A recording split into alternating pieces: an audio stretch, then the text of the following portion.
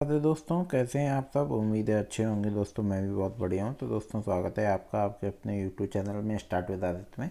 तो दोस्तों, आज मैं कुछ आपको एक और सेट के क्वेश्चन करा रहा हूं। और अगर अभी तक आपने चैनल को सब्सक्राइब नहीं किया तो सब्सक्राइब कर लें, साथ में बेल आइकन दबा दें, वीडियो को लाइक शेयर कमेंट करते रहें। तो दोस्तों, सबसे पहले आपकी जो है तालिका दी हुई है, डीआई की टेबल है। तो इसके 5 प्रश्न आते हैं, जैसा कि हमने आपको बताया था गद्यांश के 5 प्रश्न आते हैं। तो सबसे पहले इसको करते हैं। तो आपने जैसे तालिका को पढ़ लीजिए सबसे पहले। तो जो हम तालिका को पढ़ते हैं, तो कंपनी दी हुई है, कुल उत्पादन की प्रतिशत दी हुई है, वस्तु एवं वस्तु सेकंड के मध्य उत्पादन का अनुपात दिया हुआ है, प्राप्त लाभ की प्रतिशतता दी हुई है। तो सबसे पहले हम क्या करते हैं कि चलिए, पहला क्वेश्चन है। अब जो पूछा जाएगा उसी को देख के हम सॉल्व करेंगे। कंपनी एफ द्वारा वस्तु फर्स्ट के उत्पादन की लागत की प्रतिशतता कंपनी डी द्वारा वस्तु सेकंड के उत्पादन की लागत की तुलना में कितनी होगी? 16%, 66.67%, 33.33% और 20%। तो डी जो है दोस्तों, वो आपका सही उत्तर हो जाएगा। डी है आपका 20%। अच्छा, कैसे है 20%? सबसे पहले देखते हैं। देखिए, कंपनी डी का उत्पादन परसेंट कितना हो गया? तो वो है आपका 8%। ठीक है। और जो आप देखिए यहाँ पे दी हुई है आपकी तालिका में, डी के पहले देखिए कुल उत्पादन के प्रतिशत, डी में देखिए तो 8% हो गया। अब डी का अनुपात योग कितना है? 3:5, 3:5। तो 3 + 5 8 हो गया। कंपनी एफ का उत्पादन परसेंट, तो कंपनी एफ का देख लीजिए। एफ का है आपका 5% और उसका रेशियो देख लीजिए, अनुपात।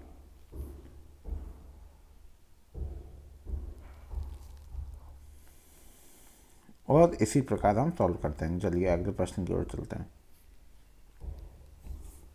वस्तु एक तथा वस्तु दो दोनों के लिए एक साथ कंपनी जी के द्वारा कमाया गया लाभ कितना है?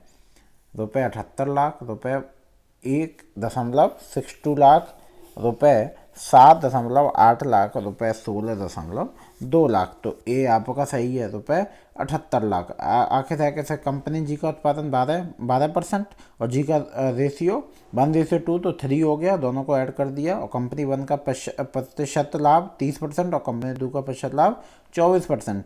जब इक्वेशन बन गई, इसको जब सॉल्व किया तो 78 लाख आपका उत्तर आ गया। चलिए अगले प्रश्न की ओर चलते हैं। तो अगला प्रश्न है आपका, कंपनी ए द्वारा वस्तु फर्स्ट के उत्पादन की लागत और कंपनी डी द्वारा वस्तु फर्स्ट के उत्पादन की लागत का परस्पर अनुपात क्या है? 3:5, 2:1, 3:1, 2:3।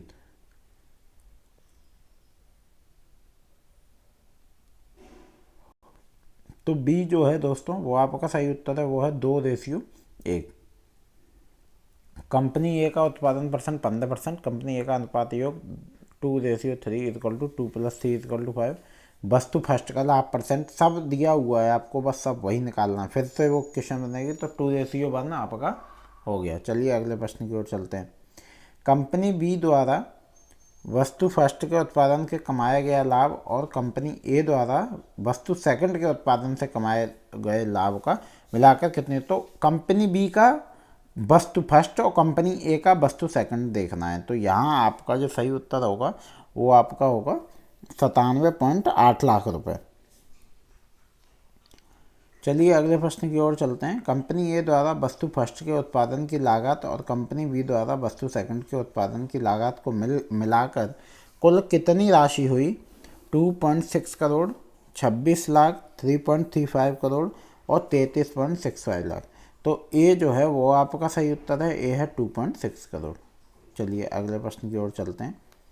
तो अगला प्रश्न कुछ इस प्रकार है, शिक्षण के किस स्तर पर संबंधों पर दृष्टिपात को उद्देश्य के रूप में प्रोन्नत किया जाता है? स्मृति स्तर, अवबोध स्तर, विमर्शी चिंतन स्तर और स्वायत्त विकास स्तर।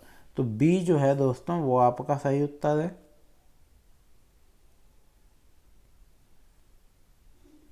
और बी आपका हो जाएगा अवबोध स्तर।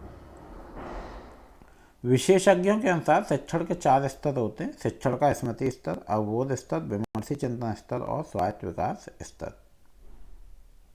दिए गए शिक्षण की विधियों के स्पेक्ट्रम में कथोपकथन संवाद किन्हें कहते हैं कि उसकी पहचान करें। शिक्षण, दल एवं प्रदर्शन, अनुशिक्षण एवं व्यक्ति अध्ययन, सामूहिक चर्चा एवं अन्योन्य क्रिया प्रस्तुति, अनुरूपता एवं भूमिका निर्वाह, कंप्यूटर साहित्य, अनुदेशन एवं व्यवहारिक कार्य। तो आपको विकल्प में से बताना केवल ए और सी, केवल बी और डी, केवल बी और सी, केवल डी और ई। तो सी जो है वो आपका सही उत्तर है। सी में आपका बी वाला और सी वाला जो है वो सही है। अगले प्रश्न की ओर चलते हैं। तो अगला प्रश्न क्या है आपका, सूची 1 को सूची 2 से मिलान कीजिए। मैचिंग बहुत ज़्यादा आती है, आपको पता है। सूची 1, सूची 2, प्रभावी शिक्षण हेतु मुख्य व्यवहारों का योगदान, और सूची 2 है विवरणात्मक विशेषताएं। पाठ स्पष्टता, अनुदेश वैविध्य, शिक्षण प्रक्रिया में संलिप्ति और छात्र सफलता स्तर। तो आपका छात्रों के अवबोधन की आवृत्ति एवं उनके द्वारा अभ्यासों का सही तरीके से पूरा करना, कक्षा में छात्रों द्वारा अधिगम हेतु निष्ठापूर्वक लगाए गए समय की मात्रा, पाठ प्रस्तुति की अवधि में शिक्षक के वाक्य प्रस्तुति की नम्यता, और सभी विद्यार्थियों को सीधा श्रवणीय या मौखिक वाक्य प्रस्तुति। तो आपका जो सही उत्तर है वो ए है। ए का 4th होगा, बी का 3rd, सी का 2nd, डी का 1st। अगले प्रश्न की ओर चलते हैं। अगला प्रश्न क्या है आपका, कथन है। तो कथन 1 है, छात्रों को विकल्पों का परीक्षण करने के लिए उत्साहित करने वाला कक्षा का संवाद प्रत्यक्ष अनुदेशन का एक उदाहरण है। कथन 2 है, पूछताछ का मतलब शिक्षक का छात्रों को विस्तार पूर्वक उत्तर देने के लिए उत्साहित करने वाला कथन है। उपरोक्त कथनों के आलोक में नीचे दिए गए विकल्पों में से सही उत्तर का चयन कीजिए। तो कथन 1 और 2 दोनों सत्य हैं। कथन 1 और 2 दोनों सत्य हैं। कथन 1 सत्य किंतु कथन 2 असत्य। कथन 1 असत्य किंतु कथन 2 सत्य। तो डी आपका सही है। कथन 1 असत्य किंतु कथन 2 सत्य।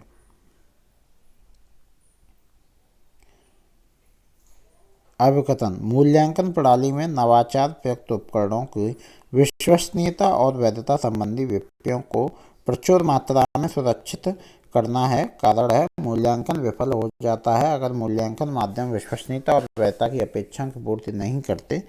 तो आपको ए और आर दोनों सही हैं, आर ए की सही व्याख्या है। ए और आर दोनों सही हैं, आर ए की सही व्याख्या है। ए सही है लेकिन आर सही नहीं है, ए सही नहीं है लेकिन आर सही, तो ए आपका सही है। चलिए अगले प्रश्न की ओर चलते हैं। नीचे दी गई शोध विधियों में से कौन सी विधि परिकल्पना परीक्षण प्रक्रिया इष्टतम रूप से बाहर चरों की भूमिका को सुरक्षित करती है? कार्योत्तर प्रणाली, प्रयोगात्मक विधि, ऐतिहासिक विधि और विवरणात्मक सर्वेक्षण विधि। अगला प्रश्न है, निम्न में से कौन वास्तविक प्रायोगिक अभिकल्पना से संबंध है?